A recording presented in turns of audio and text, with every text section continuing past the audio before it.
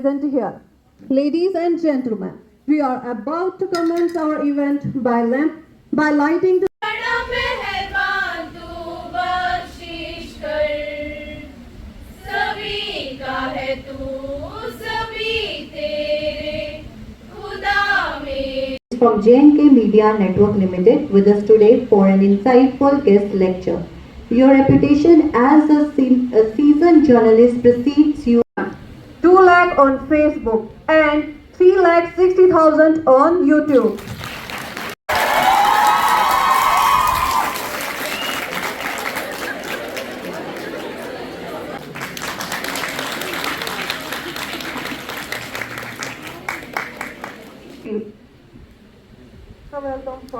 और सभी को राम राम। सनातन धर्म की बीएन कॉलेज मैं पहले भी मैं आता रहा हूँ, लेकिन मुझे मौका आप सबसे मिलने का पहली बार मिला है। और सबसे पहले तो मैं कॉलेज का थैंक्स करता हूँ, और जो प्रिंसिपल मैम नीतू शर्मा जी, जेसी फ्रैंक सर, मैडम मिसेस नीलम भल्ला जी, इन सबका धन्यवाद। और बाकी टीचर्स और जिनका मैं नाम नहीं भी जानता हूँ उनका धन्यवाद। और सबसे जो प्रिय मेरे जितने भी स्टूडेंट्स हैं, देखिए एक जर्नलिस्ट को जो आप इतना प्यार देते हैं वो सब आप ही लोगों की वजह से है। आप लोग हैं तो मैं हूं, लेकिन जो जिस चीज के ऊपर आज मुझे बुलाया गया है बात करने के लिए, उससे मैं थोड़ी देर बाद बात करूंगा। लेकिन मैं सबसे पहले एक बात करना चाहता हूं कि आप लोगों ने जो ये कोर्स चुना है ना, ये सबसे प्रेस्टिजियस कोर्स है। वो इसलिए है क्योंकि जब भी कोई बीमार होता है, हॉस्पिटल पहुंचता है ना, तो लोग तो कहते हैं कि भाई डॉक्टर साहब ने उन्हें बचाया।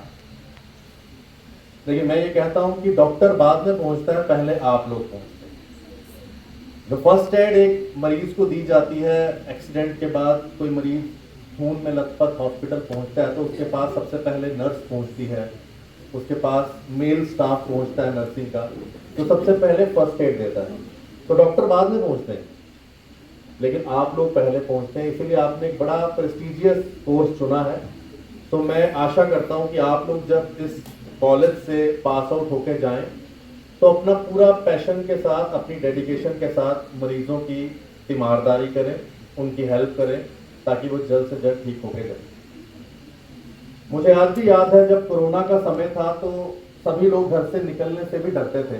चलो हम जर्नलिस्टों को तो निकलना पड़ता था, लेकिन आप लोगों ने फ्रंट फुट पे आके काम किया है, इसलिए आप सबका मैं धन्यवाद करता हूं। और अगर आप लोग नहीं होते तो हम लोग कोरोना से बाहर नहीं निकल पाते। इसीलिए आप लोगों का फूलों से भी स्वागत किया गया, आप लोगों को अप्रिशिएट भी किया गया, तो मैं भी अप्रिशिएट करता हूँ। और मुझे भी बड़ी खुशी है कि आप लोगों से बात करने के लिए आज यहाँ बुलाया गया। देखिए मैं भी आप लोगों में से ही एक हूँ, और तभी मेरी ना अपने यूथ के साथ, अपने स्टूडेंट्स के साथ बड़ी बनती है। वो इसलिए बनती है क्योंकि ना मैं जो भी बात करता हूँ मैं मतलब बिल्कुल अनफॉर्मल होकर बात करता हूँ आप लोगों की तरह। मुझे भी याद है जब हम लोग पढ़ते थे ना कॉलेज में, मैं कॉमर्स कॉलेज में पढ़ा, तो उसके बाद सेंट्रल यूनिवर्सिटी से मैंने जर्नलिज्म की है। तो हमारे वहाँ भी जब कोई गेस्ट लेक्चर देने आता था ना, पहले तो वो आता था लेट। तो हम पहले सोचते थे यार एक तो बंदा आ रहा है और वो भी लेट आ रहा है, हमें बैठा दिया। फिर हमारे टीचर्स की ड्यूटी लगती थी कि जब तक वो आ रहे हैं तब तक हम इनको बैठा के रखें, क्योंकि बच्चों को बैठाना बड़ा मुश्किल काम है। तो आज भी ऐसा कुछ हुआ होगा, मुझे ऐसा लग रहा है। तो और साथ ही में फिर जब गेस्ट लेक्चर देने के लिए जब वो गेस्ट आते हैं तो वो बोल रहे होते हैं, तो आधे बच्चे तो वो होते हैं जिनको लगता है कि यार फटाफट लेक्चर खत्म हो और हम बाहर जाए, और आधे वो होते हैं कि जो सोचते हैं कि हमने सुनना है। ये बात मैं इसलिए कर रहा हूं क्योंकि आज जब मैं यहाँ पर बोल रहा हूँ ना, तो मुझे ऐसा लगता है कि जब हमारे पास गेस्ट लेक्चर आते थे ना बोलने के लिए, तो हम भी आपकी तरह सोचते हैं कि जल्दी जल्दी लेक्चर खत्म हो और हम बाहर जाएं। और हमने बहुत सारी चीजें मिस कर दी उनकी, जो उन्होंने हमें अच्छी अच्छी मोटिवेशनल बातें की। इसलिए मैं आप लोगों को कहूंगा कि आप लोग बाहर जाने के बारे में और जल्दी गेस्ट लेक्चर खत्म होने के बारे में सोचिए, लेकिन जब आप लोग इस स्टेज पे पहुंचेंगे, कभी आपको एज ए गेस्ट लेक्चर बुलाया जाएगा, तो आप भी सोचेंगे कि हमने उस दिन कुछ ना कुछ मिस जरूर किया था, जो आज मैं भी सोचता हूँ। तो जब भी कोई गेस्ट लेक्चर देने आए, कि मैं अपनी बात नहीं कर रहा, कोई भी आए, चाहे आप 10 मिनट सुने, लेकिन जरूर सुने, क्योंकि ये बातें वो बातें होती हैं जो आपके टीचर्स आपको जब पढ़ाई करवाते हैं कि कैसे ट्रिप लगानी है, कैसे किसी को ऑक्सीजन पंप करना है, कैसे किसी को मतलब फर्स्ट एड देना है, तो हम वो बातें नहीं आपको बताएंगे। मैं वो बातें बताऊंगा जो हमने डेली एक्सपीरियंस करते हैं, तो वो चीज़ें आपके लिए बड़ी फायदेमंद हो सकती हैं, क्योंकि यहाँ पर पढ़ाने का काम आपके टीचर से अच्छा कोई नहीं कर सकता। और सबसे पहले मैं आपके अध्यापकों का धन्यवाद करता हूँ, क्योंकि हर एक व्यक्ति जो भी किसी ऊंचाई पे पहुँचता है उसके पीछे उसके टीचर का बहुत बड़ा हाथ होता है। मेरे पीछे भी मेरे टीचर्स का हाथ है, तो मैं आज भी उनका धन्यवाद करता हूँ। तो आप सबसे पहले अपने टीचर्स की रिस्पेक्ट जरूर करें। आज मुझे बुलाया गया है कि भाई मास मीडिया के बारे में बात करें, जो हेडलाइंस होती हैं कैसे चीज़ों को चेंज करती हैं। देखिए, हम लोग तो हैं पत्रकार, हमारा काम है कि इंफॉर्मेशन गैदर करना, इकट्ठा करना और आप लोगों तक पहुंचाना। एक वक्त ऐसा होता था कि हम लोग पहले बड़े बड़े कैमराज में वो इंफॉर्मेशन इकट्ठी करते थे, फिर ऑफिस में जाते थे, फिर वो टेप से एडिट करते थे, तो आप लोग शाम को खबरें देखते थे, 8 बजे न्यूज़ आ रही है, आधे घंटे की न्यूज़ आती थी, बस उसी में आपको इंफॉर्मेशन दी जाती थी। लेकिन आजकल पूरा सिनेरियो चेंज हो चुका है। आजकल सोशल मीडिया का ज़माना है। हम यहाँ बात कर रहे हैं, ये बात भी अगर आप लोग इंस्टाग्राम से लाइव कर रहे होंगे तो ये बात कई लोगों तक उसी टाइम पहुँच जाएगी। जो हम लोग बात कर रहे हैं फेसबुक के थ्रू कहीं जगह तक लाइव हम लोग सुन पाएंगे। यानी कि हमें इतना वक्त नहीं है कि हम 12 घंटे का वेट करेंगे कि अखबार आएगी तो हम पढ़ेंगे, 12 घंटे के बाद न्यूज़ आएगी तो हम देखेंगे। आजकल सोशल मीडिया है, तो सोशल मीडिया में फ्रैक्शंस ऑफ सेकंड्स आपकी बात को हम देश और विदेश के कोने कोने तक पहुंचा सकते हैं। अच्छा भी है लेकिन खतरनाक भी है। तो इसको हम कैसे डिफरेंशिएट करें कि इसका अच्छा पार्ट कौन सा है और बुरा पार्ट कौन सा है, वो हमें देखना है। मैं जब भी कॉलेज या इंस्टीट्यूट में जाता हूँ बात करने के लिए, तो मैं हमेशा उनको एक बात जरूर बताता हूँ कि देखिए, आप बड़ा अच्छा एक कोर्स कर रहे हैं और मैं तो भगवान से प्रार्थना करता हूँ कि हर बच्चे को, चाहे वो जम्मू का है, कश्मीर का है, लद्दाख का है, उन्हें अच्छी जगह पर नौकरी मिल जाए तो वो नौकरी करें। लेकिन आजकल की बढ़ती हुई आबादी, नौकरियों की कमी, इस वजह से हमारे पास आज इतनी नौकरियां मिल भी नहीं पाती। 100 में से कुछ ऐसे बच्चे भी रह जाते हैं जिनके पास जॉब नहीं होती है। तो उनके लिए सोशल मीडिया ये करता है कि आपको खुद से सेल्फ एम्प्लॉयड बनाने की कोशिश करता है। जैसे कि अभी आप मेरे प्रोफाइल में देख रहे थे, मेरे इंस्टाग्राम पे इतने फॉलोअर हैं, फेसबुक पे इतने हैं, यूट्यूब पे इतने हैं। मेरे से भी कई लोग हैं जिनके मेरे से भी ज़्यादा हो, क्या पता आप में से किसी के मेरे से भी ज़्यादा हो। लेकिन हम उन फॉलोअर्स का सही तरीके से उपयोग करते हैं या नहीं करते, ये हमारे पे डिपेंड करता है। हमारे को जो यूट्यूब है, सोशल मीडिया है, ये कई सारे सोर्स देता है ताकि आप घर बैठे अर्न कर सकें, पैसा कमा सकें। जैसे कि आप लोग यूट्यूब पे कुछ भी देखते हैं, तो आप पूरा दिन अगर 1 घंटा भी यूट्यूब को दें, तो हम उस 1 घंटे में जिस भी व्यक्ति की वीडियो देखते हैं उसको हम कुछ ना कुछ अर्न करके देते हैं। एड्स आ रही हैं, हम उनका वीडियो देख रहे हैं, वॉच टाइम बढ़ रहा है उनका, तो उसके बदले में उनको पैसे मिल रहे हैं।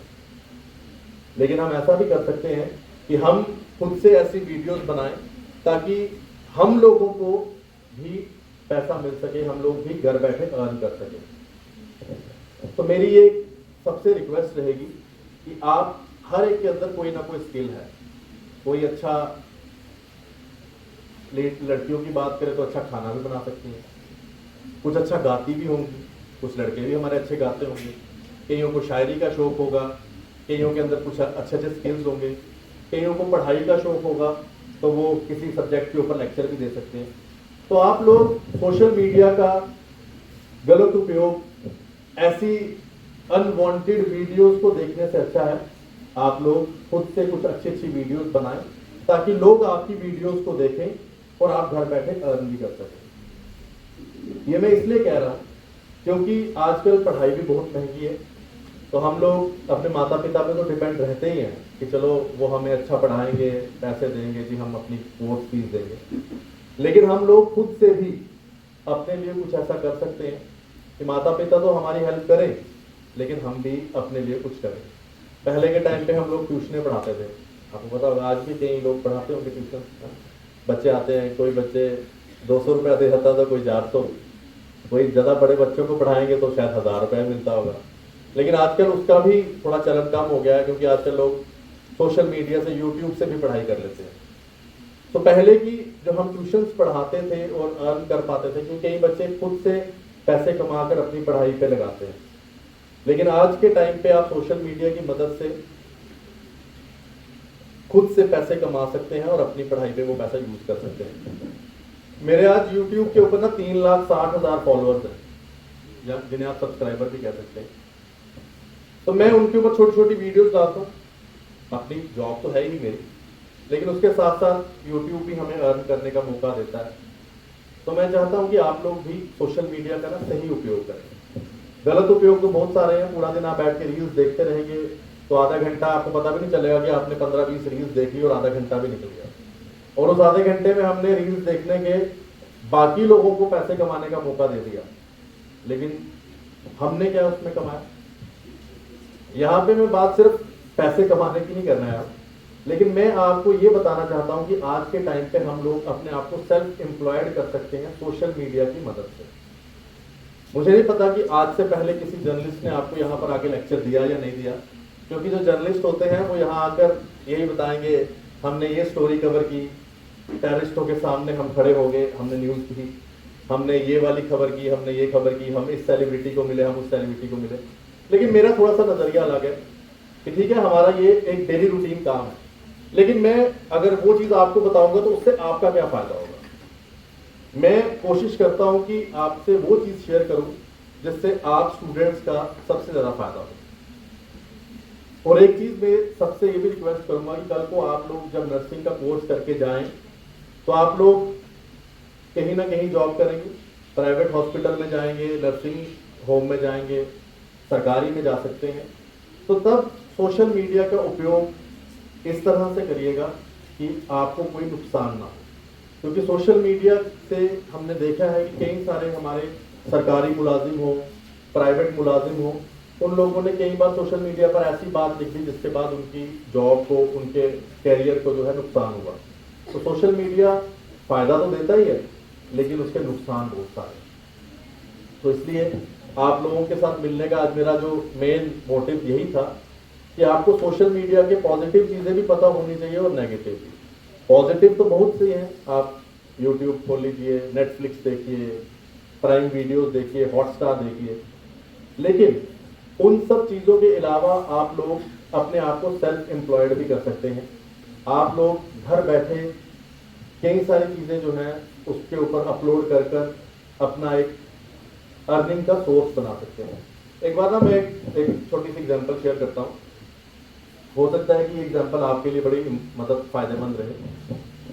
मैंने बड़े सारे स्टूडेंट्स के साथ ये एग्जांपल शेयर किए। मैं एक बार रूपनगर, जानते हैं रूपनगर, पता होगा सबको, सबको पता है पक्का, सबको ऊपर सबको पता है रूपनगर। तो रूपनगर में आप शंभू मंदिर आता है, सब हाइट पे मंदिर। तो मैं वहां पर गया एक दिन, तो ये बात आज से 2-3 साल कोरोना से पहले की बात है।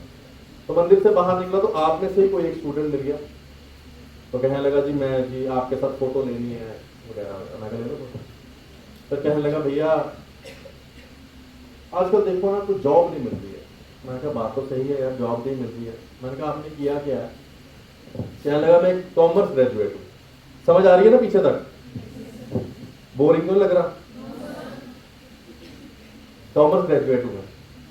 तो मैंने कहा ठीक है जी, कॉमर्स पढ़ा है आपने, मैंने भी कॉमर्स पढ़ा हुआ है। तो मैंने कहा कि अब आपने कहाँ कहाँ ट्राई किया? तो मैं फॉर्म वगैरह भरता हूँ लेकिन जॉब नहीं मिल रही है। मैंने कहा ठीक है। मैंने कहा आप फॉर्म भरते रहो, अपनी जो जद्दोजहद है उसको जारी रखो, रुकना नहीं है आपने, लेकिन साथ में एक छोटा सा काम मैं भी बताता हूँ, वो भी कर लेना। वो कहना है क्या करना है? मैंने कहा जिस फ़ोन से हमने अभी सेल्फी ली है, फ़ोन कौन सा है? एंड्रॉयड है? कहने लगा हाँ जी एंड्रॉयड फ़ोन है। तो मैंने कहा आपने कुछ नहीं करना, आपने घर में बैठ के ना एक छोटी सी रोज़ की या हफ्ते में 3 वीडियोस बनानी है, 2 मिनट की या 3 मिनट की। और उस वीडियो में जो आपने कॉमर्स पढ़ी है उसमें सबसे फेवरेट आपका क्या सब्जेक्ट था? कहने लगा मुझे जी अकाउंट्स बड़ा अच्छा आता है, मैंने उसमें अच्छे नंबर लिए। मैंने कहा चलो अकाउंट्स आता है तो फिर तो आप डे बुक क्या होती है, लेजर क्या होता है, बैलेंस शीट क्या होती है, एसेट्स, लाइबिलिटीज, इनवॉइस, ये सारी चीज़ें क्या होती हैं आपको पता होगा। क्या लगा मुझे ये सब पता है। मैंने कहा फिर आपने क्या करना है, रोज एक छोटा सा टॉपिक ले लेना है कि बैलेंस शीट क्या होती है, उस पर आपने 3-4 मिनट का एक वीडियो बनाना। बड़ा इंटरेस्टिंग है, सुनिएगा ध्यान से। तो वो कहने लगा ठीक है, तो उससे क्या होगा। मैंने कहा आप बनाना तो शुरू करो। तो मुझे ऐसे लगा नहीं कि वो बनाएगा, क्योंकि हमें भी कोई काम बोला था, हम भी नहीं कर रहे थे। तो मैंने भी सोचा कि मैंने इसको बोल दिया है, इससे कौन सा करना है। तो मैंने तो बोला कि आपने वीडियो बनानी है और इसको यूट्यूब पे आपने अपलोड कर देना, लिख के कि भाई बैलेंस शीट के बारे में कुछ कैप्शन बनाना है तो अपलोड कर देना। तो कहने लगा ठीक है जी। मुझे सच कहूँ 100% ये विश्वास था कि ये नहीं करेगा। तो मैं चला गया वहाँ पे, अपना काम करता रहा। 6-7 महीने के बाद एक फोन आता है मुझे, रैंडम कॉल। मैंने उठाया कॉल, अननोन नंबर। तो कहने लगा भैया बहुत बहुत धन्यवाद आपका, थैंक यू सो मच। मैंने कहा हो सकता है तो न्यूज़ की होगी।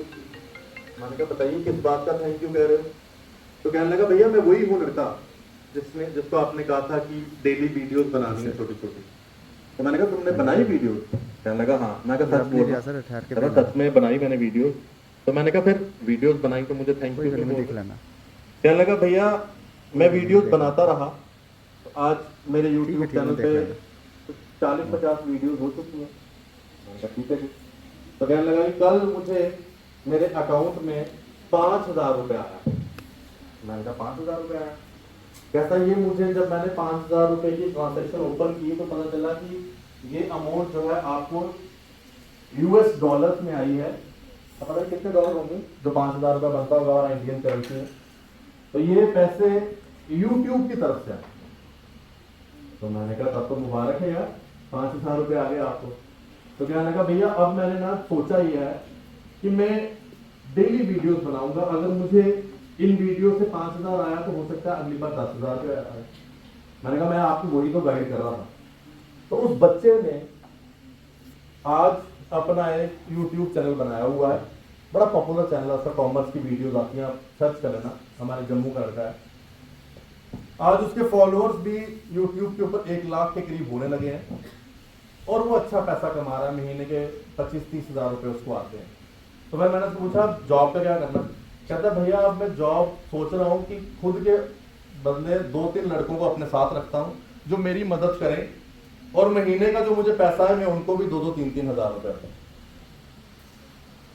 तो ये है हमारा सोशल मीडिया।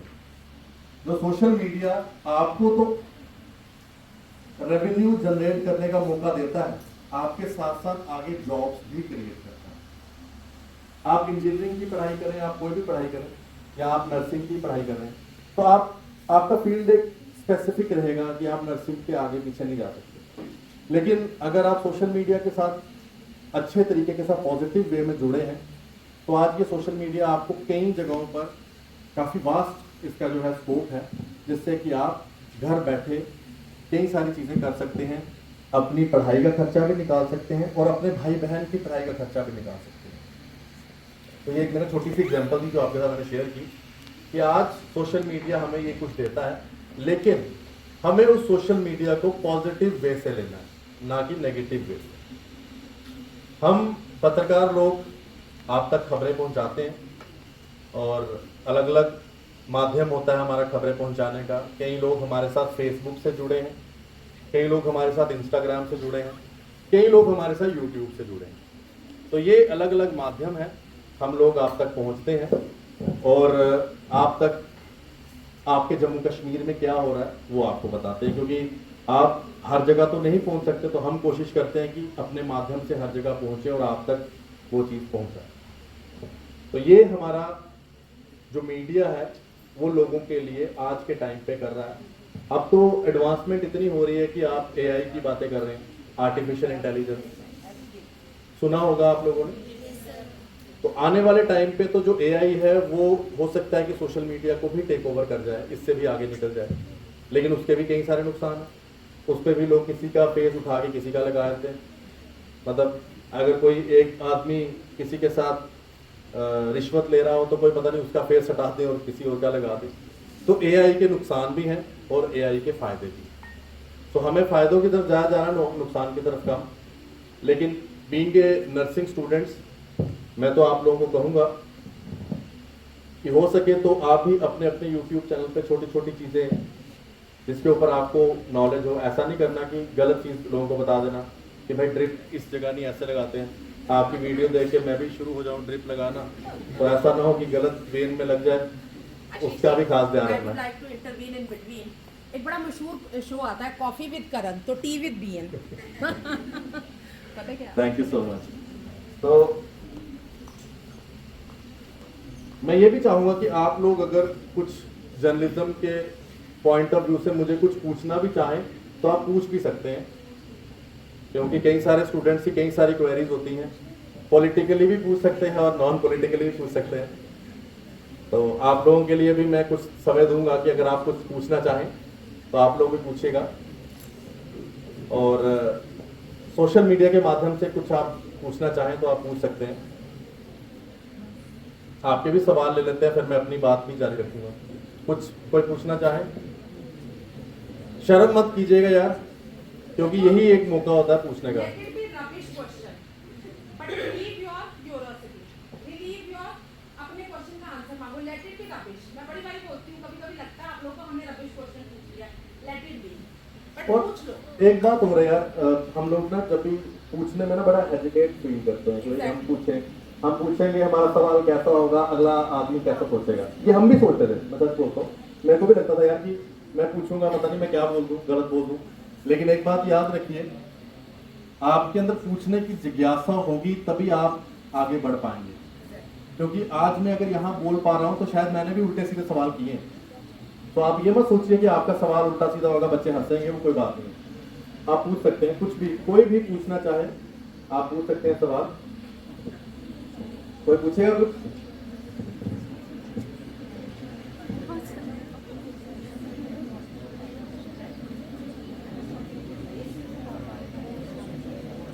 किसी के पास कोई सवाल नहीं है सवाल?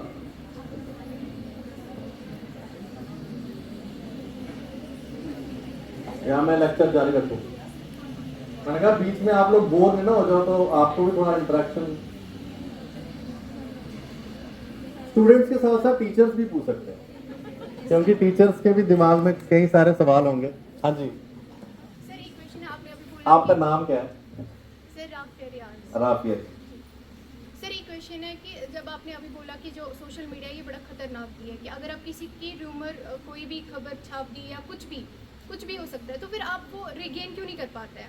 जैसे कि अगर इस खबर की वजह से उनकी इमेज चली गई, तो फिर मैक्सिमम 100 में से 100% उनको वापस इमेज नहीं मिल पाती है जब वो प्रूव हो जाती है चीज़, तो वो क्यों नहीं हो पाता है सर? बड़ा अच्छा सवाल है आपका, राफिया ना।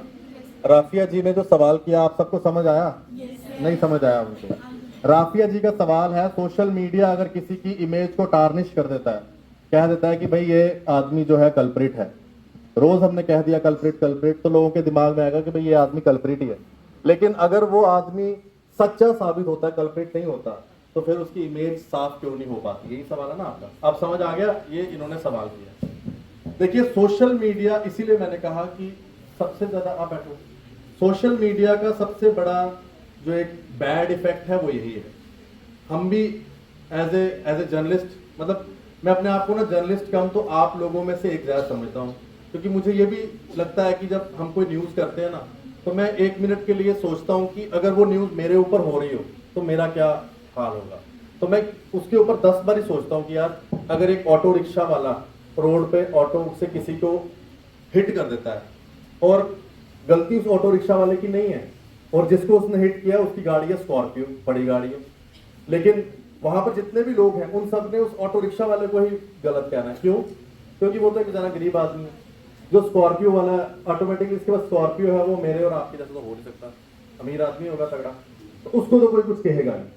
अब वहां पर पहुंच जाते हैं कि हमारी तरह कोई सोशल मीडिया वाला, क्या हुआ, तो वो जब पूछा क्या हुआ, तो स्कॉर्पियो वाला तो अंग्रेजी भी झाड़ेगा, सोफिस्टिकेटेड बातें करेगा, ऑटो वाला बेचारा अपने ही देसी लैंग्वेज में बात करेगा, जिससे सोशल मीडिया में एक चीज पोर्ट्रे होगी, भाई यही बंदा गलत है, और लोग कहेंगे ऑटो वाले ने मारा होगा जी, स्कॉर्पियो वाला थोड़ी गलती करेगा। हो सकता है कि ऑटो वाले की गलती ना हो, स्कॉर्पियो वाले की गलती हो, लेकिन आज आके ठिकरा सारा का सारा फूटेगा उस ऑटो वाले के ऊपर। तो हम सोशल मीडिया वाले भी, हमें क्या चाहिए? टीआरपी, व्यूज चाहिए। हमारी वीडियो को 1 लाख व्यू मिलने चाहिए भाई, तभी सही होगा। तो वहाँ पर हम जैसे कुछ मीडिया वाले पहुँच जाएंगे और किसी को गिरे हुए को उठाने से पहले उससे माइक लगा दे, उससे भाई हुआ क्या। बल्कि हमारा फर्ज बनता है पहले उसको उठा तो नहीं है, वो गिरा हुआ है, ब्लड निकल रहा है, हुआ क्या पहले बता देते। तो उस सिचुएशन में मैं एज ए रिस्पॉन्सिबल जर्नलिस्ट तो पहले अपनी तरफ से पहले पता करूंगा 5-6 लोगों को पूछ के कि भैया आप कैमरे के सामने मत आना, लेकिन मुझे रियलिटी बताओ हुआ। उसके बाद ही मतलब एज ए मैं अपनी बात कर रहा हूँ तो मैं उस समय ऐसा काम करता हूँ। लेकिन ज़रूरी नहीं है कि हर जर्नलिस्ट ऐसा काम करे, उनके लिए व्यूज़ इंपॉर्टेंट रहते हैं। इसीलिए हमारी जर्नलिज्म में पढ़ाई बड़ी ज़रूरी है। तो जैसे आप नर्सिंग का कोर्स कर रहे हैं, आप अगर बचपन में सुनते आए होंगे तो आपने भी सुना होगा कि भाई आपके हर मोहल्ले में कोई ना कोई ऐसी लेडी होती थी, जब कोई बीमार होता था या कोई लेडी प्रेग्नेंट हो तो उस लेडी को बुलाते थे, भाई आप हॉस्पिटल नहीं जा सकते। पुराने ज़माने में ऐसा ही होता था, किसने नर्सिंग का कोर्स किया होता था, है ना, जिसे कहते हैं दाई, कहते थे ना दाई। आप लोगों ने सुना है ऐसा होता था दाई। अब दाई से अगर गलती हो जाएगी तो आप क्या कहेंगे कि दाई के पास तो कोई डिप्लोमा नहीं है, कोई कोर्स नहीं किया हुआ उसने, तो वो मेरे वाला ख्याल में कहीं पे भी लगा दूं, आप तो सही वेन पे लगाएंगे। तो यही जर्नलिज्म में भी है। तो राफिया जी, जो एक पत्रकार होगा जिसने पढ़ाई की होगी, जैसे मैंने जर्नलिज्म की है पढ़ाई, तो हम रोज सीखते भी हैं। अब बड़े सारे ऐसे पत्रकार हैं जिन्होंने कोई पढ़ाई नहीं की हुई, तो वो तो बम ब्लास्ट हुआ होगा तो वहाँ पे आपने वो 1-2 वीडियो भी देखे होंगे वायरल, क्या हुआ जल्दी बताइए, है ना, आते हैं कहीं वीडियो ऐसे वायरल होते हैं, मीम्स बने होते हैं। तो ऐसे पत्रकार भी हैं। तो हमें उन चीज़ों से आपको खुद भी फिल्टर करना है कि भैया ये चैनल अगर दिखा रहा है तो क्या सही दिखाता है, और ये चैनल जो अगर दिखा रहा है तो वो सही दिखा रहा है। तो वो फिल्ट्रेशन बहुत ज़रूरी है। तो ऐसा कई बार होता भी है। अभी एक न्यूज़ भी आई थी, एक आदमी 15 साल के बाद जेल से छूट के आया, आपने देखा होगा दिल्ली का। उसको किसी ने फेक इल्ज़ाम लगाया था और उसको बेचारे को 15 साल जेल भुगतनी पड़ी, और मीडिया ने बता दिया कि यही बंदा है जी कल्प्रिट। और वो 15 साल के बाद बाहर आता है, जब बाइज्जत बरी होके, तो मीडिया में बोलता है कि मैं आपको ये कहने आया हूँ कि जिसको आप 15 साल से कल्प्रिट कह रहे थे, मुझे अदालत ने बाइज्जत बरी कर दिया। अब आप चलाइए न्यूज़ की भाई मैं ये तो किसी मीडिया वाले ने उसकी न्यूज़ नहीं चलाई, क्योंकि उन्हें भी पता है कि जेल में जाएगा कोई तो उसके व्यू अच्छा है, जेल से बाहर आया कौन व्यू देगा यार। तो ये चीज़ें पोर्ट्रे कर दी जाती है, जो कि एक रिस्पॉन्सिबल जर्नलिस्ट को नहीं करना चाहिए। इसलिए येलो जर्नलिज्म नाम आ गया, इसी को कहते हैं येलो जर्नलिज्म।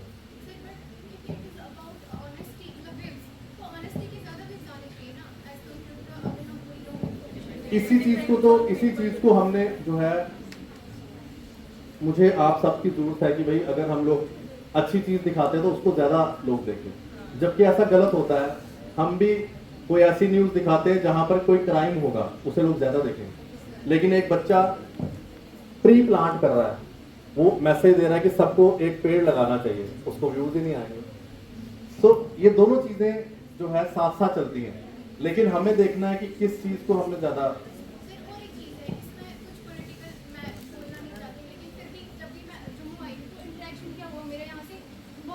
मतलब जो स्टूडेंट्स यहाँ के उनके साथ इंटरेक्शन हुआ, लेकिन they are having a lot of wrong information about Kashmir.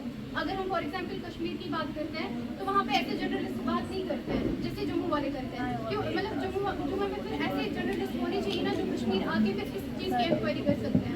मैं इसीलिए कहूँगा कि एक जो रिस्पॉन्सिबल जर्नलिस्ट होता है ना, उसको बहुत सारी चीज़ें देखनी पड़ती है। अगर हम एक रिस्पॉन्सिबल जर्नलिस्ट बनेंगे तभी हम एक सही चीज को लोगों के आगे पोर्ट्रे कर पाएंगे। अगर हम मतलब कोई काम नहीं मिला और जर्नलिस्ट बन गए तो वो चीज़ पोर्ट्रे तो नहीं हो पाएगी।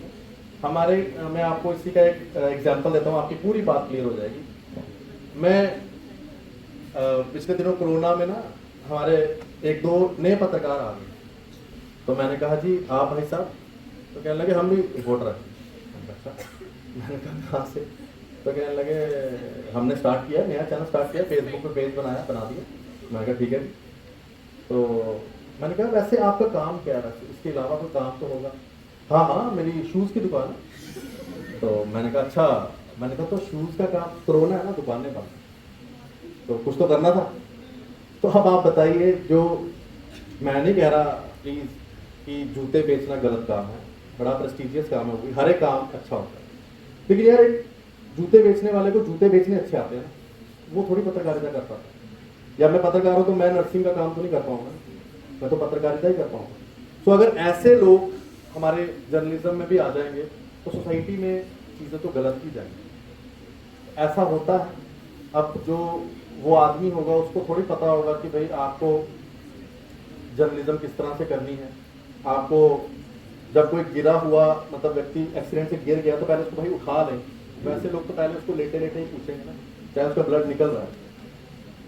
अभी ना कश्मीर से एक फैमिली थी, आपने कश्मीर का नाम लिया, मैं सिदड़ा अपना नरवाल से आ रहा था, नरवाल से ना रेडिसन से नीचे की तरफ आ रहा था। सभी सुनिएगा ध्यान से, आपस में बातें मत कीजिएगा, वैसे अच्छा लगता है आपस में बातें करना, लेकिन थोड़ी देर। रेडिसन से हम नीचे आ रहे थे तो मेरे साथ पूरी टीम थी मेरी।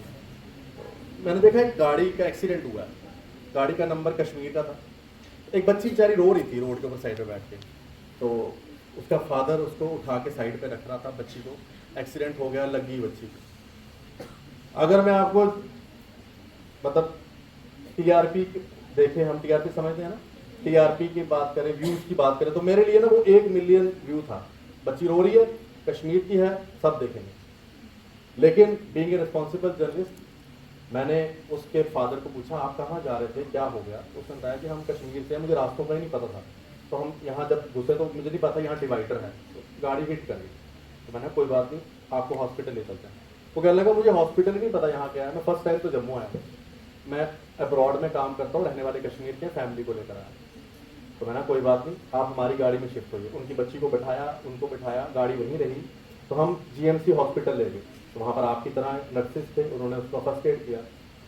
अब ये काम एक अगर कहें कि जर्नलिस्ट का है कि नहीं है, तो यहाँ पे बड़ी सारी परिभाषाएं हैं कि जर्नलिस्ट का काम थोड़ी है, लेकिन जर्नलिस्ट का भी काम है, क्योंकि इंसानियत के नाते हमें भी पहले उस बच्ची को बचाना है, बाद में अपनी पत्रकारिता करनी है। तो मैंने माइक रखा साइड पे कि मुझे नहीं चाहिए 1 मिलियन व्यू, मुझे नहीं चाहिए 1 लाख व्यू, हमें उस बच्ची को पहले बचाना है। तो 2 किस्म के जर्नलिस्ट होंगे, एक होगा जिसने मेरी तरह काम करेगा, मैं नहीं कह रहा कि सिर्फ मैं ही करता हूँ, और भी करते होंगे, लेकिन एक वो भी होगा जो पहले न्यूज़ बनाएगा, उसके बाद कहेगा चलो चलते हैं। सो हमें इस चीज़ को डिफ्रेंशिएट करना है कि हमें पत्रकारिता कैसी करनी है। अब आपके सवाल का जवाब आ गया आपके पास। तो रफिया जी के अलावा कोई और भी सवाल करेंगे? चलो, एक बच्ची ने बोला तो हमारे लड़कों में भी थोड़ी हिम्मत आ गई। आजकल वैसे मैं सच बात बोलूं, मैं इसमें डिस्क्रिमिनेशन नहीं करता, लेकिन लड़कियां हमारी ना हर जगह बाजी मार रही हैं। 12वीं का रिजल्ट आता टॉप करती है यार, 10वीं का रिजल्ट आता टॉप करती है। अभी यूपीएससी का, ये आपको नहीं मैं बोल रहा यार, मैं भी लड़का हूँ यार, अपने लिए आप सोच लो, मैं अपने लिए बोल रहा हूँ। यूपीएससी का रिजल्ट अभी आया तो अनमोल राठौर 7th रैंक लिया उसने ऑल इंडिया। तो हमारी बच्ची है जम्मू की यार, किश्तवाड़ की रहने वाली, भद्रवा की। तो भद्रवा की बेटी ने टॉप कर, हमारे लिए तो टॉप ही हुआ ना, 7th रैंक है ऑल इंडिया में, लेकिन J&K में रैंक 1। तो हमारी बेटियां यार, आपको कुछ करना पड़ेगा लड़कों, पूछो।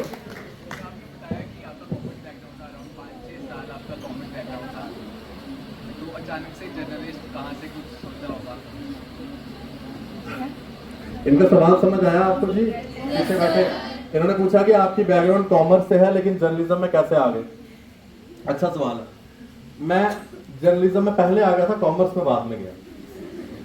देखिए मेरे ना मैं एक बड़े ही नॉर्मल घर से हूँ। मेरे पिताजी एक ऑटो ड्राइवर थे, उनका देहांत हो चुका है, अब वो इस दुनिया में नहीं है, लेकिन मैं प्राउडली कहता हूँ कि I am a son of a auto driver. तो हमारी ऑटो ड्राइवर की क्या ज़िंदगी होती है यार, वही 100-150 रुपया कमाया, उसमें से ऑटो भी अपना नहीं था, वो भी किसी का था, तो उसको भी देने पड़ते थे। तो आधे उसको देने तो आधे घर पे आने।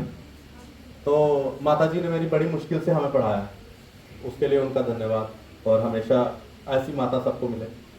तो जी 10th क्लास तक जब मैं पहुंचा तो अब मुझे लगा कि यार नहीं, घर का गुजारा नहीं हो पा रहा हमारा, कैसे करें, छोटा भाई भी उसको भी पढ़ाना है, वो मेरे से 2 साल छोटा है, तो मुझे कुछ ना कुछ करना चाहिए। तो हमारे एक अंकल है, उन्होंने कहा कि चल यार तेरे को नौकरी पे लगा देता हूँ। तो उस समय एक चैनल यहाँ पर होता था, उसका नाम है सिटी केबल। अब वो नहीं आता, सुना है किसी ने नाम? सुना होगा सिटी केबल। तो मैंने सिटी केबल में ज्वाइन किया था, तब मेरे मुंह पे दाढ़ी मूछे में बड़ा छोटा सा था। तो उस समय मैंने 10th के एग्जाम दिए थे, तो वहाँ पर ज्वाइन कर लिया। लंबी स्टोरी है लेकिन जल्दी से सुनाऊंगा। तो वहाँ पर ज्वाइन तो कर लिया, लेकिन वहाँ काम क्या मिला? वहाँ जी काम मिला जी, टेबल शेबल साफ करना है, चाय बनानी है जी, पियोन हेल्पर। अब मैंने कहा यार अब गरीब बंदा तो हूँ, अब बोलूँ कैसे कि भाई हमने ये काम नहीं करना, क्योंकि पैसा भी चाहिए। तो उन्होंने कहा जी आपको 1300 रुपये जॉब मिलेगा सैलरी। तो मैंने कहा दे दो जी 1300 रुपया। तो नाम आशीष कोहली, कोहली खानदान से हूँ। अब डर भी लगता था कि यार कोई देख लेगा हमारे रिश्तेदारों में तो क्या कहेगा, यार देखो जी तो काम कर रहा है। क्योंकि रिश्तेदारों को तो होता है ना यार, हम इतने हेल्प कोई नहीं करेगा कि भाई हेल्प, ये रियलिटी है, आपके साथ भी होता होगा। रिश्तेदार हेल्प कोई नहीं करेंगे, लेकिन ये नहीं देख सकते कि भाई ये बंदा काम क्यों कर रहा है। तब उनकी एक स्टेटस डाउन हो जाता है। लेकिन उस स्टेटस को वहां बरकरार रखोगे तो भाई हेल्प भी कर दो, स्टेटस है तो हेल्प कर दो उनकी। भाई वो भी नहीं करेगा, लेकिन हेल्प भी नहीं करनी और स्टेटस भी डाउन होगा ये देखे कि ये लड़का काम कर रहा है। तो मैंने 1-2 बार तो मुझे लगा, फिर एक बार उन्होंने कहा कि बॉस की ना गाड़ी भी धोनी है। अब किचन के अंदर काम करना अलग है, कोई देख तो सकता नहीं है। अब लेकिन जब रोड पे गाड़ी लगी, अब मैं क्या करूं? अब तब कोरोना भी नहीं था कि बंदा मास्क लगा ले, तब तो मास्क का भी इतना पता नहीं होता कि मास्क भी कोई चीज़ है। वो भी कोरोना में हम पता चला कि भाई मास्क लगाना चाहिए। अब जो मेडिकल टर्म के साथ, मतलब मेडिकल फील्ड से जुड़े हैं, उनको तो मास्क का पता है, लेकिन आम आदमी को क्या पता मास्क क्या है। कोरोना ने बता दिया मास्क क्या होता है। तो जी कभी कभी गाड़ी भी साफ करनी पड़ती थी, लेकिन भगवान का शुक्र है किसी रिश्तेदार ने देखा नहीं, वरना नौकरी चले जाती। तो वो नौकरी बच गई। तो बस वहाँ पर देखा जी, काम तो करते थे, लेकिन थोड़ा सा वो था ना कि भाई मैंने पूरी उम्र ये काम करना नहीं है, क्योंकि मैं कोई इस काम के लिए तो हूँ नहीं। तो वहाँ पर देखा लड़कियाँ आती थी, न्यूज़ पढ़ती थी, बड़े स्टाइल से आना, मेरी तरह नहीं, मैं तो ऐसे ही बना रहता हूँ। वो बड़े कोट पैंट डाल के टाई, जर्नलिस्ट की तरह, जैसे जर्नलिस्ट होते हैं, आना उन्होंने जी बड़े स्टाइल के साथ, हाँ जी चाय लाओ जी लाओ। तो बाकियों को भी डाउनग्रेड समझना, क्योंकि जो एक रिपोर्टर होता है जो टीवी पे आ रहा है उसके लिए तो वो सबसे बड़ा है ना भाई, टीवी पे जो आ रहा है वो। तो बाकी लोग क्या है, वो तो ऐसे ही नॉर्मल रिपोर्टर होता है, बड़ी पोस्ट है, आता कुछ ना हो लेकिन पोस्ट बड़ी है। तो जी उन्होंने भी हमें सोचना कि यार ऐसी चाय शाय बनाना। तो मुझे ऐसा लगा कि यार ये लोग, ये एक एंकर है, रिपोर्टर है, ये हमें इस तरह से क्यों देख रहे हैं? हम भी काम कर रहे हैं, वो भी काम कर रहे हैं। तो मुझे उस समय लगा कि इसका मतलब ये कुछ बड़ी पोस्ट है। तो उनको पूछना शुरू हो गया कि भाई ये कैसे पढ़ते हैं? उन्होंने कहा ये तुम्हारा काम नहीं है। पीछे कैमरा वाले को पूछा, थोड़ा सा कैमरे को हाथ लगाने दे यार, हम भी बटन दबा लें थोड़ा। नहीं कैमरा खराब हो जाएगा। एक ये बड़ी जबरदस्त लाइन होती है, किसी भी चीज़ को ना मोबाइल को हाथ में ना खराब हो जाएगा। तो ऐसा ना हो कि वो उनसे खुद ही खराब हो जाए, लेकिन हमारे हाथ लगाने से वो जल्दी खराब हो जाए। तो जी बड़ी मुश्किल से कोई एक बड़ा भला मानस आदमी मिल गया, उसने कहा कि तू कैमरे को हाथ लगा ले, खराब होगा तो कंपनी का ही है। मैंने कहा शुक्र है वो एक बंदा तो मिला। तो मैं थोड़ा थोड़ा कैमरा चलाना सीखा, तो मुझे कैमरा चलाना आ गया, कैमरा सीखा, वक्त बीतता गया। 11th-12th भी कर ली मैंने कॉमर्स में। उस समय लगता था कि कॉमर्स सबसे आसान है तो हो जाएगा, लेकिन ये नहीं पता कि सबसे मुश्किल है। तो फंस भी गए, लेकिन चलो करना पड़ा। 11th-12th के बाद ग्रेजुएशन भी कर ली मैंने उसी जॉब के साथ साथ। तो 1300 से कभी सैलरी 1500 हुई, घर का गुजारा करना, छोटे भाई को पढ़ाना, उसी में होता था। आजकल तो मुश्किल है, तो महंगाई बढ़ी। तो उसी बीच में पिताजी की डेथ हो गई, फिर पूरी रिस्पॉन्सिबिलिटी आ गई। तो साथ साथ में ग्रेजुएशन की, उसी बीच में मैं कैमरा चलाना सीख गया था। अब कैमरा चलाते चलाते ये हुआ कि भाई कब तक कैमरे के पीछे ही रहना है, कैमरे के आगे भी आना चाहिए। तो आपके सवाल का जवाब, पढ़ाई चलती रही साथ साथ में कॉमर्स, क्योंकि अब कॉमर्स में हाथ डाल लिया तो वही करना, मैं ग्रेजुएशन कर ली। लेकिन ये नहीं सोचा कि अब मैंने कॉमर्स में ही कुछ करना। अब मीडिया का वो पढ़ गया था, तो साथ साथ में फिर कैमरा के आगे आने का मौका मिला, तो कैमरा के आगे आ गया। और वो दिन और आज का दिन है, तो कैमरा के आगे ही है। और साथ साथ में पढ़ाई के साथ साथ मैंने जर्नलिज्म किया सेंट्रल यूनिवर्सिटी से, फर्स्ट बैच से मैं वहाँ से पढ़ाई कर चुका हूँ। और जब मैं वहाँ पर किचन में काम करता था, मेरे को याद एक बात, वहाँ पे मेरे साथ जो मेरा सीनियर था, उसने मेरे से पहले काम करता था, सीनियर हुआ तो मैं जूनियर था उसका वहाँ पे किचन में। तो वहाँ पे वो बंदा कहता यार तुम या यहाँ पर चाय बनाने आए हो, चाय कैसे बनानी है अच्छे से सीखना, चीनी इतनी ऐसे करनी होती है। हाँ ठीक है, ऐसे कर लेंगे चीनी। तो बीच बीच में मुझे आदत थी ना वो न्यूज़ें देखने की, तो मुझे कहता था बार बार इधर आया, तो हो सकता है बचपन में उस टाइम चांडा चुंडा मार देता हो, खाना पड़ता, जून सीनियर था। तो ये हमारा काम नहीं है, ये हमारा काम नहीं है, हमारा काम ये है। उसका नाम है मदन। तो मैंने उसको कहा मदन जी आज तो मैं यहाँ हूँ लेकिन एक दिन आप मुझे यहाँ नहीं देखोगे। थोड़े दिन पहले की बात है, 1-2 साल पहले की बात है, एक लड़का मुझे मिलता है अपनी वाइफ के साथ, अपने बच्चों के साथ, रामनगर का था मदन है। तो मुझे मिलता है तो अपनी वाइफ को मिलवाता है, फोटो खिंचवाता है मेरे साथ बच्चे को, कहता है मेरे बच्चे को उठाओ, फोटो खिंचवाता है। तो फिर जब फोटो खिंचवा ली तो लास्ट में बोलता है मैं वही मदन। तो अपनी वाइफ को सुनाता है कि ये आशीष कोहली है, मेरे साथ काम करता था। मैंने मदन के पैरों को हाथ लगाया। तो मैंने कहा कि उसकी वाइफ को कहा कि भाभी जी अगर ये उस दिन मुझे ये बात नहीं ना बोलते तो मैं आज यहाँ नहीं होता, शायद मैं भी चाय बना रहा होता। तो वो व्यक्ति ने एक बात बोली थी और आज आपके सामने मैं खड़ा हूँ। ऐसी सिचुएशन हर एक की लाइफ में आ सकती है। और मुझे ना सच बात बोलूं तो मुझे बिल्कुल भी शर्म नहीं आती ये बातें बोलने में, कि आप में से कोई बंदा ये वीडियो बना के बोल भी दे कि आशीष कोहली ने चाय का काम किया, तो मुझे कोई शर्म नहीं आती, क्योंकि मैं पास्ट को हमेशा याद रखता हूँ अपने फ्यूचर के लिए। अगर आप भी अपने पास्ट को हमेशा याद रखेंगे तो आपका फ्यूचर और आपका प्रेजेंट बड़े अच्छे तरीके के साथ निकलेगा। अगर मैं ये सोचूं कि आज मेरे को लोग जानते हैं, प्यार करते हैं, आप सब लोग नाम जानते हैं मेरा, तो मैं इस चीज़ को लेकर एरोगेंट बन जाऊँ, ईगो आ जाए, तो मैं वहीं पे खत्म हो जाऊँगा। लेकिन मुझे आज भी याद है कि मैंने वो काम भी किया है और अब ये भी काम करने का मौका मिल रहा है, और कल क्या काम करने का मौका मिलेगा ये नहीं पता। सो ये थी लाइफ। आपका नाम क्या है? परीक्षित। तो परीक्षित जी ने सवाल किया था तो मैंने इसका जवाब दिया। थोड़ी लंबी थी स्टोरी, लेकिन आशा आपको पसंद आई होगी। आशीष एक क्वेश्चन है जी मैम। अगर जैसे सोशल मीडिया, उस बच्ची ने कहा कि किसी की इमेज को टार्निश करता है, सोशल मीडिया पे हम मानहानि का दावा कर सकते हैं? हाँ जी बिल्कुल। और उस मानहानि के दावे के बाद क्या परसेंटेज ऑफ चांसेस रहता है कि सोशल मीडिया जीतेगा या वो बंदा जीतेगा? जब किसी की इमेज टार्निश हो जाती है ना, तो उसके पास पूरा राइट है कि वो एक डेफेमेशन केस कर सकता है, मानहानि। तो डेफेमेशन में आपके पास पूरा राइट है कि आप उस मीडिया नेटवर्क से, उस मीडिया चैनल से, उस सेट मीडिया पर्सन से एक माफ़ीनामा लिखवा सकते हैं, जो कि कई बार होता भी है। एक बार मुझे याद है रिपब्लिक टीवी ने अर्नब गोस्वामी जी बहुत बड़े जर्नलिस्ट हैं, उन्होंने एक जस्टिस साहब की कोई न्यूज़ चला दी थी कि शायद एक जस्टिस, मैं गलत ना हूँ तो उनकी कुछ डेथ हुई है, फोटो किसी और की थी, नाम सेम था दोनों का। तो उस जस्टिस ने उनके ऊपर बड़ा करोड़ों रुपए का मानहानि का दावा किया था कि भाई आपने तो मेरी फोटो चला दी, डेथ किसी और की हुई है। तो अर्नब जी को वो पैसा देना भी पड़ा था। तो हम डेफेमेशन कर सकते हैं। अब डिपेंड करता है, कई बार वहाँ अर्नब गोस्वामी थे और साथ में जस्टिस थे, तो अर्नब गोस्वामी भी घबरा गए कि भाई जस्टिस है तो देने ही पड़ेंगे। अब अगर मेरे या आप जैसा बंदा कोई डेफेमेशन केस करेगा अर्नब गोस्वामी पे, अब वो पता नहीं कितने हद तक वो केस पूरा होगा भी कि नहीं।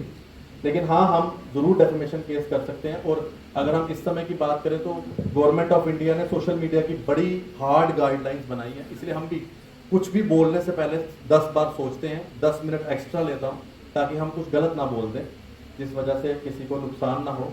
और मैं तो पर्सनली सच बात बोलूँ, मेरे को अगर मौका मिलेगा ना कोई न्यूज़ स्किप करने का भी, जहाँ मुझे लगता होगा किसी आदमी को निर्दोष फंसाया जा रहा है, मैं तो न्यूज़ भी स्किप कर दूँगा। ये मेरी एक अपनी इंसानियत मुझे अलो, मतलब मैं को अलो नहीं करता मैं अपने आप को कि मैं किसी की इमेज टार्निश कर दूँ 2 मिनट में इन्वेस्टिगेशन किए बिना। हाँ, अगर इन्वेस्टिगेशन के बाद वो कल्प्रिट माना जाता है तो आप जरूर करें। और कोई सवाल? जी हाँ मैम बताइए।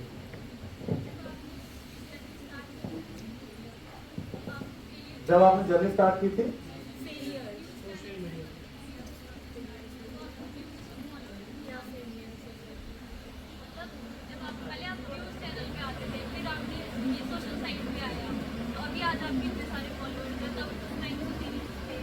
हाँ, जब देखिए जब मैं टीवी के साथ काम करता था, सच कहा उस समय इतने फॉलोअर्स नहीं थे। मुझे जो भी प्यार, जो भी आज लोगों का प्यार मिलता है, ये सोशल मीडिया की वजह से ही है।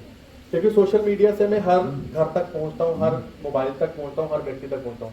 टीवी के माध्यम से आपको उतनी व्यूअरशिप नहीं मिलती है, मतलब उतनी पहचान नहीं मिलती है जो मुझे अब मिली है। तो उस समय इतनी पहचान नहीं थी जो अब पहचान। हाँ, फेलियर किस किस कंटेक्स्ट में आप बोल रहे हैं? देखिए, मैं आपको बताऊं, आपका शुभ नाम क्या है?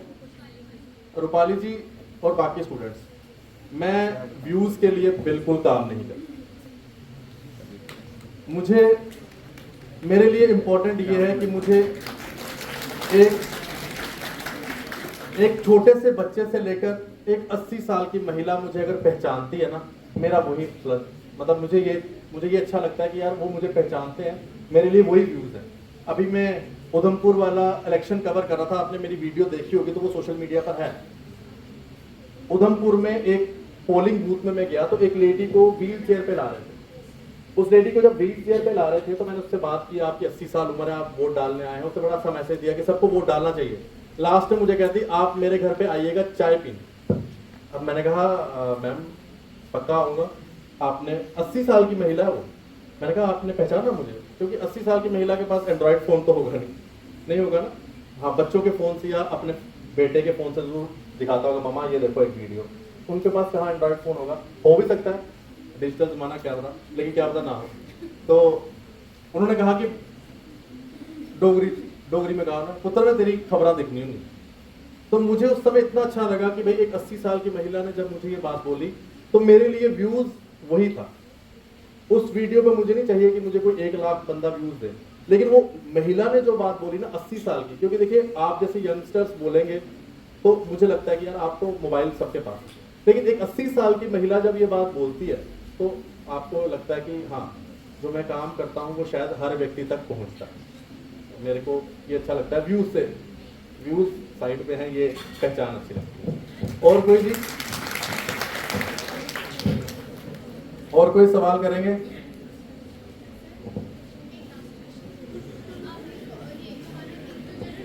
आप भी सुनिए सवाल।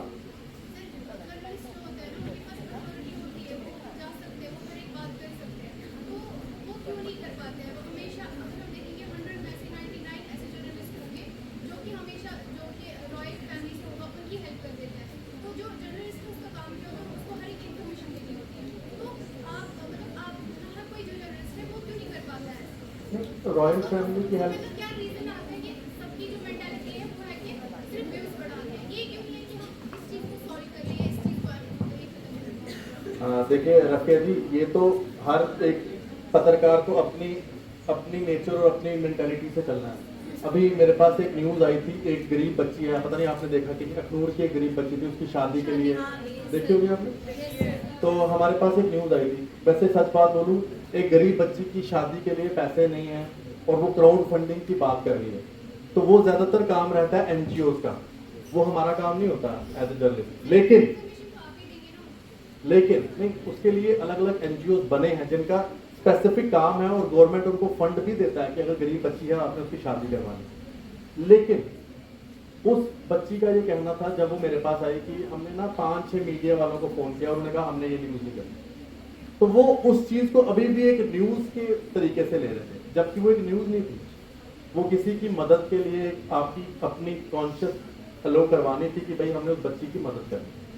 जब वो मेरे पास आई तो मैंने कहा हम, ये मेरे लिए एक न्यूज़ नहीं है, ये आपकी शादी होनी चाहिए और उसमें मैंने कुछ नहीं करना है। आप सभी लोगों ने जो है थोड़ी थोड़ी मदद करनी है और उस गरीब बच्ची की शादी हो जाए। तो हमने उसके लिए एक वीडियो रन की, उस बच्ची को काफ़ी पैसे भी आए।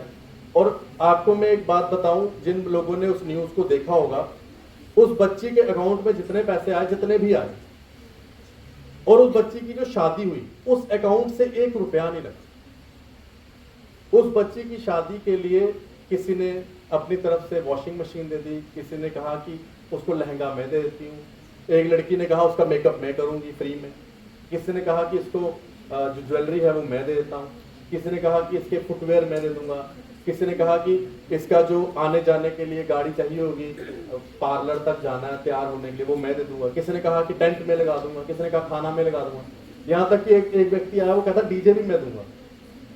तो ये चीजें सबका सब हमारी न्यूज के माध्यम से आ गई, जो लोगों ने मदद की।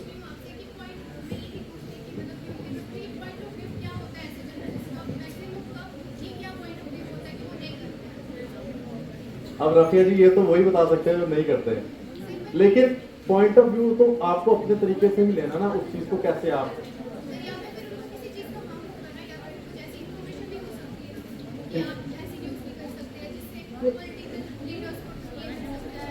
देखो, वो उनकी अपनी मेंटालिटी है कि वो क्या उस चीज को किस तरह से देखते हैं, लेकिन एज ए जर्नलिस्ट मुझे तो लगा कि उस बच्ची की मदद करनी चाहिए। और ऐसा मैंने पत्रकारिता में पहली बार नहीं किया, मैं 5-6 बार गरीब बच्चियों की मदद करवा चुका हूँ अपने मीडिया से। ना मुझे किसी ने रोका और ना किसी पॉलिटिकल पार्टी ने कुछ बोला, और मुझे लगता है कि मैंने उस बच्ची के लिए पॉलिटिकल पार्टी वालों से भी मदद ली होगी। और कोई क्वेश्चन जी? ऊपर वाले बच्चे कुछ नहीं पूछेंगे? 1 बजे भैया ऊपर बैठने वाले बच्चों को वैसे सही होता है ना, उनको लगता है कि ऊपर नजर ही नहीं पड़ेगी किसी की। कोई सवाल करेंगे? आप करेंगे? पूछिए। हमारी कंट्री में समझा जाता है कि हमारी मीडिया ये हमारे कंट्री का, तो मोस्ट ऑफ द जगह हम देखते हैं कि मीडिया को अपोज किया जाता है कि क्यों मीडिया झूठ फैला रही है और क्यों मीडिया वो दावे कर रही है जो दावे कर रही है मीडिया की किसी जगह ऐसा हुआ, किसी जगह फिर वैसा वहाँ पे नहीं होता, बस अपनी टीआरपी के लिए और अपने न्यूज बढ़ाने के लिए। देखिए, एक तो जो आपने पहली लाइन कही, बैठो, आपका नाम क्या है? आकिब साहब ने सवाल किया है कि जो मीडिया कई बार दावे करती है ऐसा होता नहीं है, तो फिर वो झूठ क्यों फैलाते हैं? देखिए, अब मीडिया जो है ना, मीडिया को कहते हैं फोर्थ पिलर, कहते हैं जी फोर्थ पिलर, लेकिन डिपेंड करता है कौन सा मीडिया हाउस का ओनर कौन है, ठीक है ना? मीडिया हाउस के भी तो ओनर होंगे, आपके कॉलेज के भी कोई ओनर होंगे, आप किसी स्कूल में पढ़ते होंगे उसके भी कोई ओनर होंगे। अब मीडिया का भी मीडिया हाउस वैसे होना तो नहीं चाहिए था, लेकिन अब मीडिया हाउस वालों के भी ओनर है, और अगर मीडिया हाउस वालों के ओनर एक जर्नलिस्ट हो, मतलब एक जर्नलिस्ट ही मीडिया हाउस को रन करे, तो वो उस मीडिया हाउस में एक जर्नलिस्ट की भावना से ही काम करने के लिए अपने एम्प्लॉयज को भी कहेगा और खुद भी करेगा। लेकिन अगर किसी मीडिया हाउस के ओनर ही कोई बड़े बड़े बिजनेसमैन होंगे, तो वो पहले अपना बिजनेस पॉइंट ऑफ व्यू देखेंगे ना, वो बाद में देखेंगे कि भाई हमें पत्रकारिता से क्या फायदा हो रहा है। उनके लिए पहले बिजनेस पॉइंट ऑफ व्यू है। सपोज करिए किसी मीडिया हाउस को चलाने वाला एक मोबाइल कंपनी का ओनर है। अब मोबाइल कंपनी से आप सीधे कहीं ना कहीं ले जाएंगे, लेकिन मैं जनरल कह रहा हूँ, कोई मोबाइल कंपनी का ओनर, लेकिन वो मोबाइल कंपनी का ओनर एक मीडिया भी चलाता है। तो आप मुझे बताइए, क्या वो चाहेगा कि आप मोबाइल कंपनी के खिलाफ या मोबाइल के जो फेयर हैं, जो उसका पैसा बढ़ रहा है, क्या वो चाहेगा कि वो न्यूज़ चले? वो कभी नहीं चाहेगा, क्योंकि उसको उस न्यूज़ से सबसे बड़ा नुकसान होगा, क्योंकि उसकी मोबाइल कंपनी का मोबाइल या वो वाले कनेक्शन बिकेंगे नहीं। सो ये बहुत डिपेंड करता है कि एक मीडिया हाउस को रेगुलेट कौन करता है। आप सपोज करें आप मेरे मालिक हैं, मेरे चैनल का मालिक है, चैनल का नाम है XYZ न्यूज। XYZ न्यूज के मालिक हैं आकिब, और XYZ न्यूज के अंदर एम्प्लॉय हूँ मैं, आशीष कोहली। अब मैं सुबह जाता हूँ, आकिब जी का ना एक बिजनेस भी है। वो बिजनेस किस चीज़ का? टाइल्स का। टाइल्स देख रहे हैं ना, टाइल्स, मार्बल। आकिब साहब का एक बिजनेस है टाइल्स का, ठीक है? ये आपको एग्जांपल दे रहा हूँ। तो मैं सुबह जाता हूँ, आकिब साहब एक न्यूज़ आई है बड़ी ज़बरदस्त, आकिब भी खुश हो जाते हैं, हाँ आज न्यूज़ अच्छी आई है, हमारा TRP बहुत ऊपर जाएगी। मैं बोला लेकिन आकिब साहब न्यूज़ है टाइलों को लेकर। तो अब आकिब साहब उस समय कहेंगे नहीं, टाइलों की न्यूज़ नहीं हमें करनी, क्योंकि अपना बिजनेस भी टाइलों का है। तो ये बहुत इंपॉर्टेंट रहता है कि एक मीडिया हाउस को रेगुलेट कौन करता है। और मुझे ये कहने में बिल्कुल भी मतलब मैं घबराता नहीं हूँ, डरता नहीं हूँ कि मेरी भी नौकरी चले जाएगी, ऐसा कुछ नहीं। जो सच है वो सच आपके सामने आना चाहिए, जिससे कि आपको भी लगे, क्योंकि आप भी आएंगे और जब न्यूज़ देखेंगे आशीष कोहली ये बोला, झूठ बोलता है, आशीष कोहली ये बोला, ये इस पार्टी की बात करता है। लेकिन आप ये भी आपको उसके साथ समझना पड़ेगा कि आशीष कोहली भी कहीं जॉब करता है, समझ रहे हैं ना? तो अगर मैं आकिब साहब के पास जॉब करता हूँ और राफिया ये बोलेगी कि भाई आकिब का बिजनेस टाइलों का, तभी आशीष कोई टाइलों के खिलाफ न्यूज़ नहीं करता, तो वो सही कह रही है। लेकिन अगर आकिब कहेगा कि आशीष जी हमारा बिजनेस टाइलों का है लेकिन आप टाइलों के खिलाफ भी न्यूज़ बनाओ, तो राफिया भी कहेगी हाँ ये ट्रांसपेरेंट जर्नलिज्म है कि इनका अपना बिजनेस होते हुए भी ये उसके खिलाफ न्यूज़ चलाए। तो आपको क्लियर हो गया? कई सवाल ना मैडम हमारे बच्चों के ऐसे होते हैं कि सभी सुनिए, मैं मैम से क्या बात कर लगा। मैम कई सवाल हमारे बच्चों के ऐसे होते हैं ना कि मतलब आपका लेक्चर अटेंड करके वापस जाए तो हमें ऑफिस से नोटिस आ गया हो, चलो जी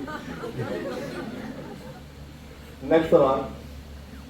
लेकिन एक बात और है, अगर मुझे ऐसा नोटिस भी आ जाए ना तो मुझे घबराने की बात नहीं है, क्योंकि मेरे अपने YouTube चैनल पे सब्सक्राइबर 3,60,000।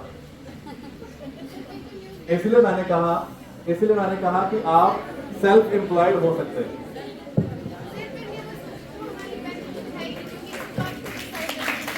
नहीं, न्यूज हमारे लिए बेनिफिशियल है, इसीलिए सोशल मीडिया का जन्म हुआ। क्योंकि टीवी में कई ऐसी चीजें होती थी आप लोग जो सुनते थे उसका जवाब नहीं दे पाते थे, वाइंड अप। लेकिन सोशल मीडिया में आज जब मैं कुछ बोलता हूं तो मेरे वीडियो के नीचे आप कमेंट में लिख सकते हो आशीष जी ऐसा नहीं वैसा।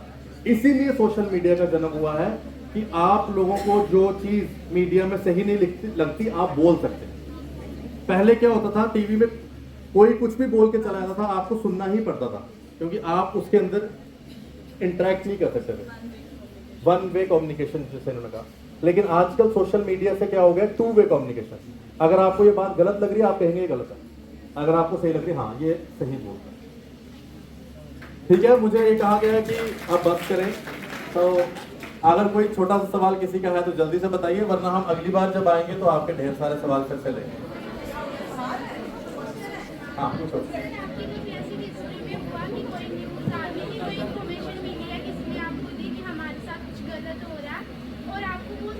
जिनके अगेंस्ट हो कोई हायर अथॉरिटी हो, मतलब जैसे कि आपने बोला बहुत अमीर लोग, तो आपको बोला गया कि ये न्यूज़ नहीं आनी चाहिए, फिर भी आपने मतलब वो न्यूज़ डिस्क्लोज कर दी हो, कभी नहीं आई हो सामने।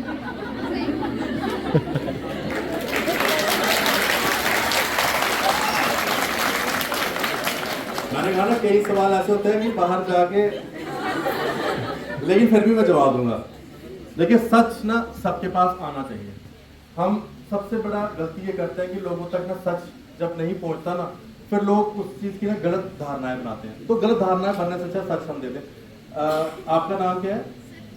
पूनम जी ने सवाल जो किया आप सबने सुना? नहीं सुना? सुना? उधर नहीं सुना था। पूनम जी फिर से रिपीट करो जोर से।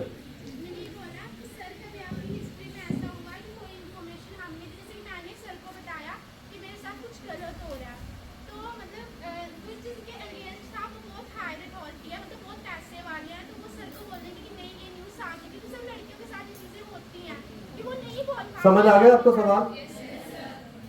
मैं सच कहूं इस बात का जवाब मुझे देने में बिल्कुल भी कोई हिचक नहीं होगी। मैं यहाँ पर एक बात आपको बता दूं, अभी तक ना बड़े कम लोग ये जानते होंगे, मेरे ऊपर अभी तक कम से कम 10 से 15 केसेस चल रहे हैं कोर्ट में। और उसका कारण यही है कि मैंने सच्चे व्यक्ति का साथ दिया, और जो उसके ऑपोजिट डायरेक्शन में थे या ऑपोजिट थे वो काफ़ी एलीट लोग थे, अमीर लोग थे, जिन्होंने बड़ा दबाव डाला कि आपको ये न्यूज़ नहीं चलानी, लेकिन मैंने फिर भी चलाई, जिसकी वजह से आज भी मुझे 10-12 केसेस के लिए जाना पड़ता है कोर्ट में। लेकिन मैं उससे बिल्कुल भी घबराता नहीं हूँ। हालांकि जिनका मैंने साथ दिया वो मेरे साथ कोर्ट में नहीं जाते, लेकिन मुझे जाना पड़ता है। लेकिन मुझे ये भी पता है कि मैंने सच का साथ दिया है। और मैं सच कहूँ तो जो हमारी महिलाओं के साथ अत्याचार होते हैं ना, मैं उसके लिए हमेशा खड़ा होता हूँ।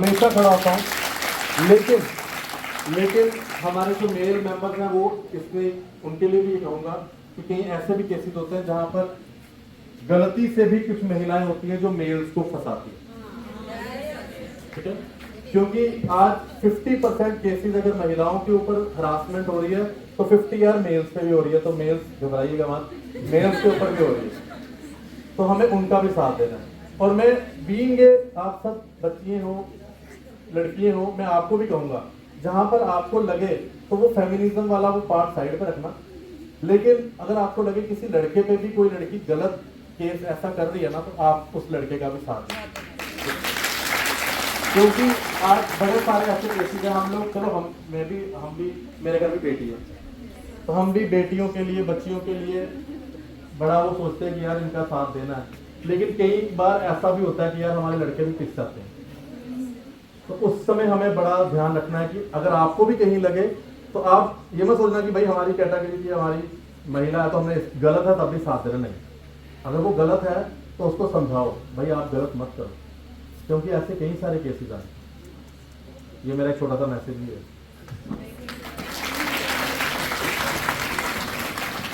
क्योंकि ऐसा हो रहा है और चार लड़के पिसते रहते हैं, जेल में भी मार खाते हैं, बाहर भी। और हमारे जैसा कोई मीडिया वाला मिल गया और उसने पहले बता देना यही लड़का खराब है, तो वो बेचारा बाहर आके भी 10 बार ही बोलेगा, बेचारे लड़के ही कौन सुनेगा। Thank you ma'am, thank you so much, आपने इतना समय दिया मुझे। और बच्चों का तो थैंक्स है ही जो मुझे इतना सुनते हैं, और मुझे बड़ा अच्छा लगता है यार कि जो मेरी बात जब मैं करने आता हूँ तो ना यार 99% बच्चे जो है सुनते हैं, एक्टिव रहते हैं। तो इसलिए मैं बात भी आपकी तरह करता हूँ, मैं कोई वो हाई फाई बात नहीं करता भाई कि जिससे आपको लगे कि भाई कोई जर्नलिस्ट आया था और बाद में यार मेरा मजाक उड़ा। आप बाद में यही कहोगे यार जो आया था हमारी तरह ही बात करा था। और मुझे लगता है कि बच्चों के साथ इसी तरह से बात करनी चाहिए। और एक चीज़ छोटी सी रिक्वेस्ट है मेरी, भाई आप लोगों को एक चीज़ का ध्यान रखना है, जो हमारे यहाँ पर बड़ा चीज़ बढ़ती जा रही है वो है ड्रग्स। आप लोगों को वैसे तो आप लोग वैसे ही नर्सिंग प्रोफेशन से है तो आप तो इन चीज़ों से दूर हो, लेकिन मेरी सबसे रिक्वेस्ट है अगर आपके दोस्त, फ्रेंड्स, लड़के लड़कियां इस चीज़ में इन्वॉल्व हैं तो उनको इससे बाहर निकालें, ठीक है। आज हम देख रहे हैं कई लड़कियां भी इन्वॉल्व हो रही, तो मेरी सबसे रिक्वेस्ट है कि ड्रग्स से दूर करना, ये बड़ी गलत चीज़ है। और आप लोगों से एक छोटा सा आपसे मैं रिक्वेस्ट करूँगा, आप जिस भी हॉस्पिटल में जाएं, एक सेकंड, आप जिस भी हॉस्पिटल में जाएं, सरकारी या प्राइवेट, आपके पास कोई भी मरीज आए, चाहे वो मरीज एक रास्ते से कूड़ा उठाने वाला हो या वो मरीज मुकेश अंबानी हो, कोई भी हो, आपने उसकी तीमारदारी, उसका ट्रीटमेंट एक मरीज के थ्रू करना है। और इतना पोलाइटली बोलना है कि यार उसकी आधी बीमारी ना आपके बोलने से ही ठीक हो जाए, ठीक है, कि उसको इंजेक्शन लगाने की जरूरत ही ना रहे, आप इतने प्यार से बोलिए कि वो ठीक हो जाए। आज जीएमसी में सबसे बड़ी प्रॉब्लम पता है क्या है, कि हमारे डॉक्टर्स ना इतने गुस्से से बोलते हैं ना कि बेचारा जो मरीज बताता है ना कि मेरे को यहाँ दर्द हो रही है, दो बताता ही नहीं है।